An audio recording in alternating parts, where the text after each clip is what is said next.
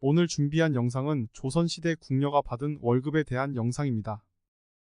왕과 관련된 온갖 모략과 암투, 세자 교육왕의 승은 등 빠지지 않고 등장하는 이들이 있습니다. 사극에서 빼놓을 수 없는 직업이 바로 궁녀입니다. 궁녀는 알고 보면 조선시대에 있었던 유일한 여성 공무원이고 취업 전략에 따라 세분화된 전문성을 요구하는 직업이었는데요. 오늘은 여성 공무원 궁녀들이 도대체 얼마나 벌었는지, 그리고 그 월급의 대가는 무엇이었는지를 알아보겠습니다.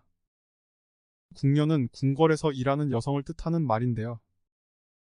홍시 맛이 나서 홍시라 생각한 것이 온대라고 말한 장금이도 어이가 되기 전 처음에는 궁녀였습니다.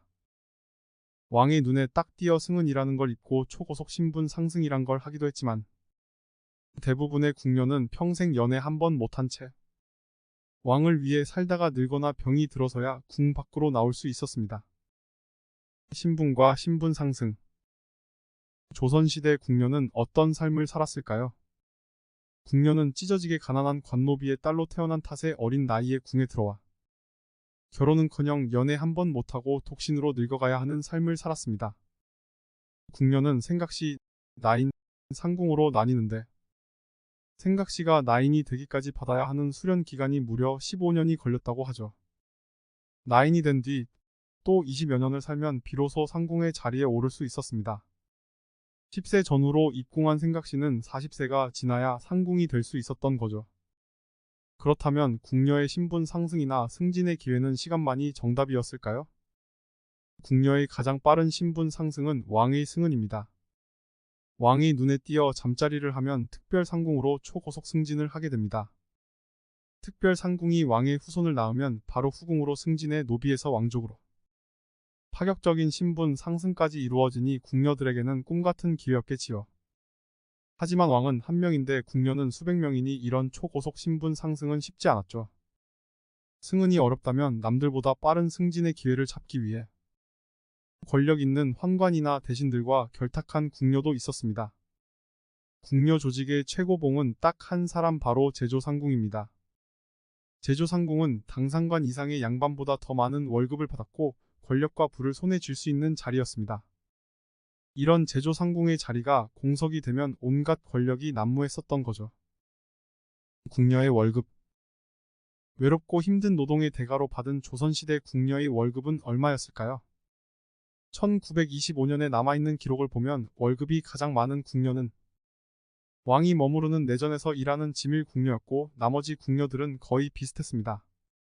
지밀 궁녀의 월급은 가장 적게 받은 사람이 50원, 가장 많이 받은 사람이 6원이었는데 물론 196원을 받은 궁녀는 제조상궁이었죠.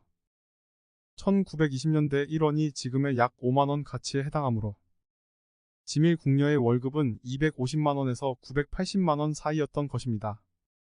먹고 입고 자는 것을 제외하고 순수한 월급만 그 정도였다니 높은 수입을 얻은 고소득자였네요. 지밀 궁녀 이외 궁녀들의 월급은 40원에서 80원 정도였습니다. 요즘의 가치로 환산하면 200만원에서 400만원의 월급을 받은 것입니다. 일반 궁녀는 보통 8시간 일하고 다음날 하루를 쉬는 격일 근무제로 근무 환경도 좋은 편이었습니다. 그 중에서 지밀상궁의 경우에만 긴 근무시간으로 12시간 3교대 근무했고 노동의 강도에 따라 월급도 다른 상궁에 비해 많았던 겁니다.